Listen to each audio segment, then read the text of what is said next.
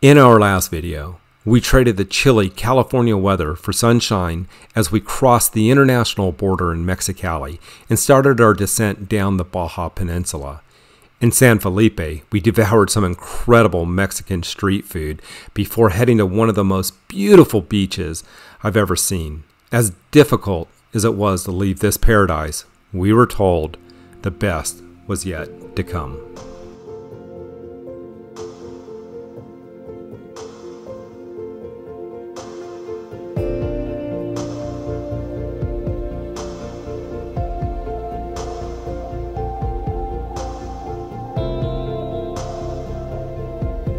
Join us as we go further down the Baja coast and deeper into the wilds of the Sonoran Desert in search of adventure and forgotten beaches.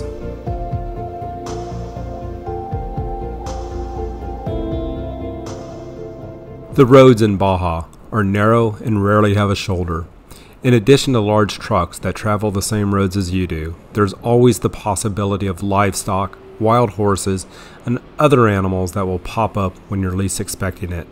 For these reasons, and a few others, driving at night is not recommended. As we start to head east on Highway 12, we made a brief pit stop and took a moment to listen to Chris explain how many coats of wax it takes to keep his Jeep so shiny.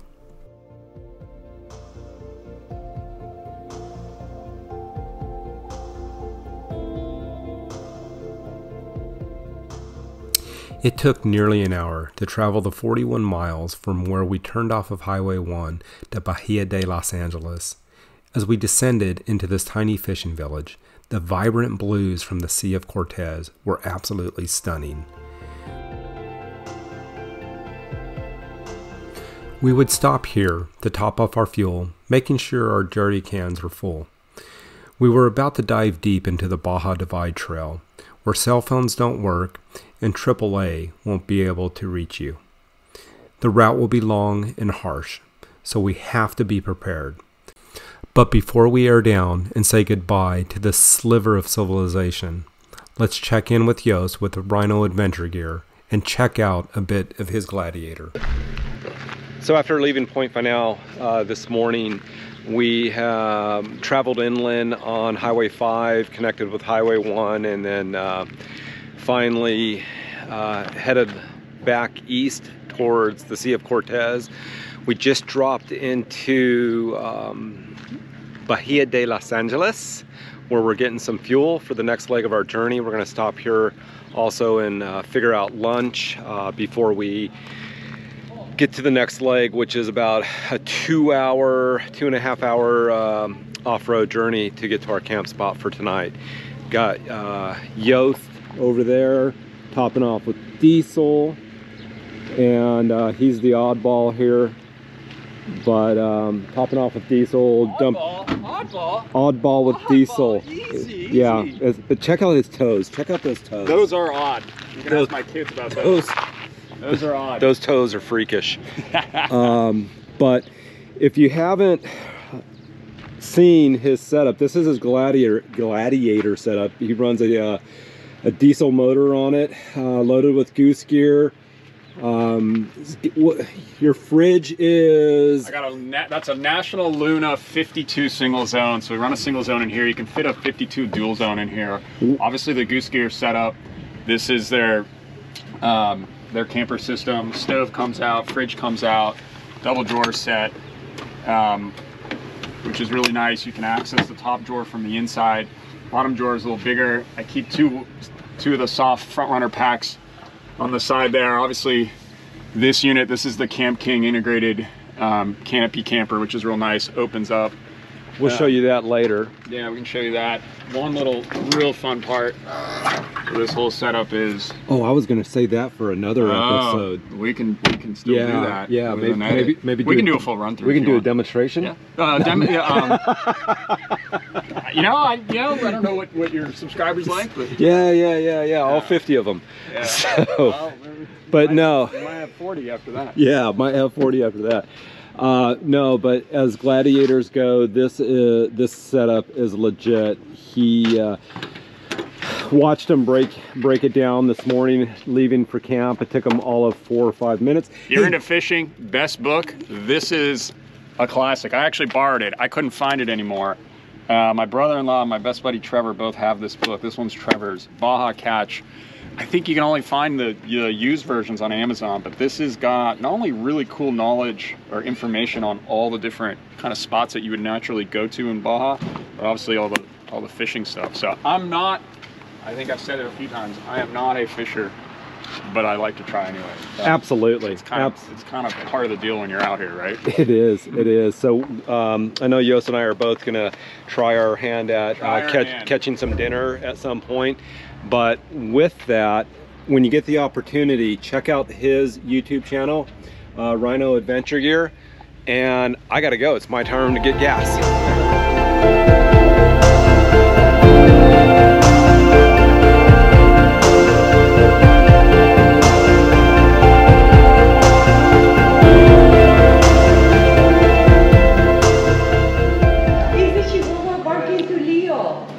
Wait, that makes me look like an alcoholic. Because I have got luster. You're on diet as well? Sure.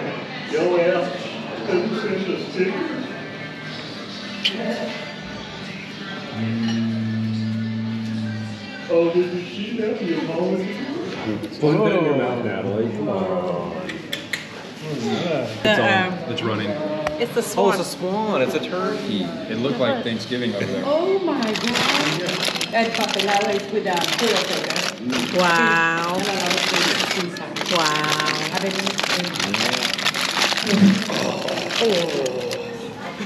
Here in the Bay of Los Angeles, we stopped for a leisurely lunch at a local seafood taqueria. No complaints from anybody in the group with the fresh fish and the tacos that we had. Clam ceviche fresh out of the Sea of Cortez. Now we are off to Bahia De Las Animas for the night. Got a little bit more time on the pavement, and then we're gonna stop, we're gonna air down, and 2 hours on dirt to get to our final destination for the evening. But my gosh, second day in, I can't even begin to describe how friendly the Mexican people are and just the scenery around us. Absolutely amazing.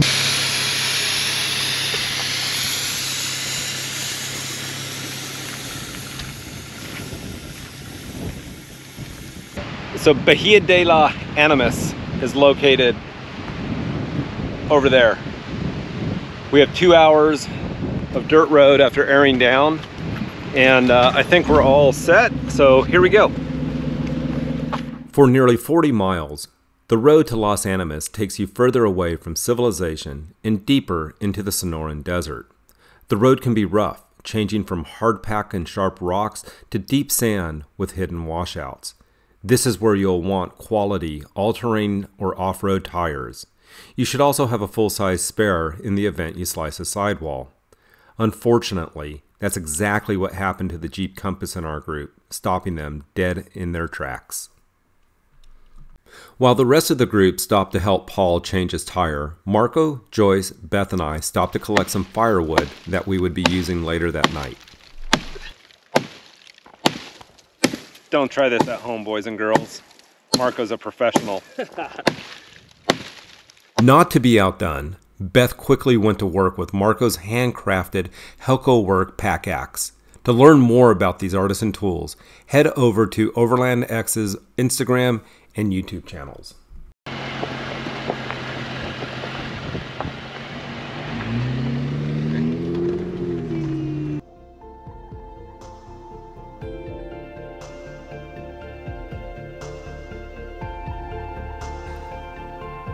When we took the turnoff for Las Animas, the road conditions immediately deteriorated, going from bad to worse.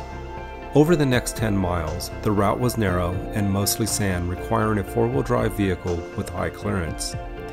Be prepared for several squeeze points along the way, where your rig will scrape up against cactus and brush as you travel along the windy road.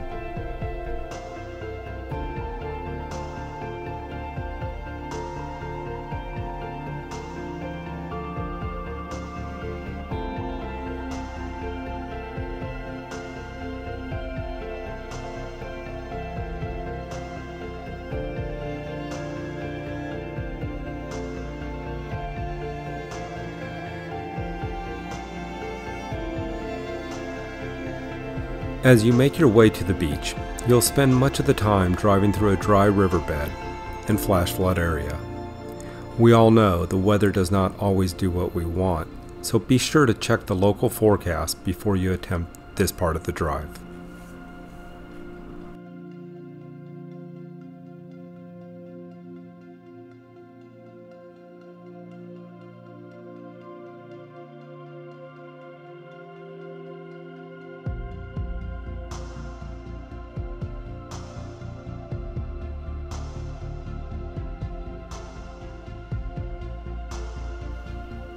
After a while, the riverbed gives way to the towering cactus that surrounds you as you start getting your first glimpse of the Sea of Cortez. For me, this was the best part of the drive to Bahia De Las Animas. If you go, be patient and take in the beauty of the Sonoran Desert and marvel how much life exists in this arid landscape. But like all good adventures, something always goes wrong. For me, I encountered the first of several overheating issues that I would continue to experience over the next week.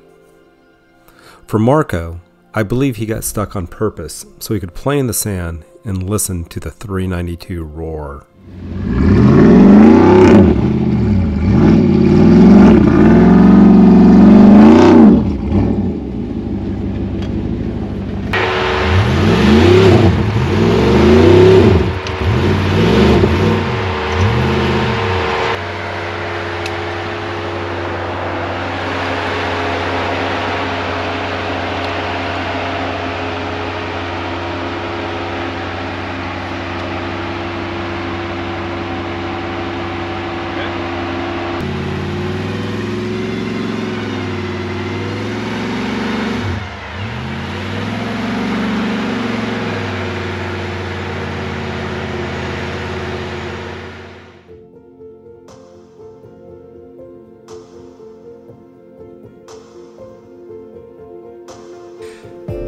After setting up our rigs on this magnificent beach, the day quickly turned to night, and we all huddled around a campfire reflecting on the day's adventure while we started to prep for the evening meal.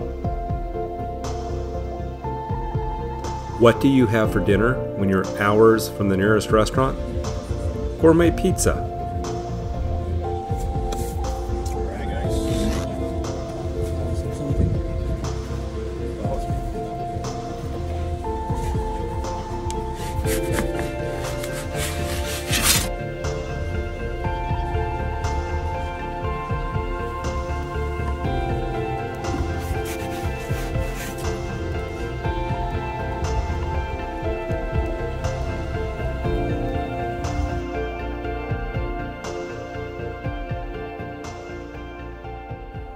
The following morning, we were greeted with some of the best beach views you could hope for.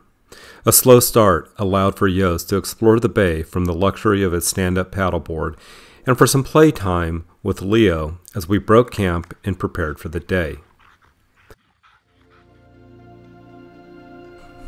Beth and I were still trying to wrap our heads around the reality of actually being in Baja California, and there were still better beaches to come.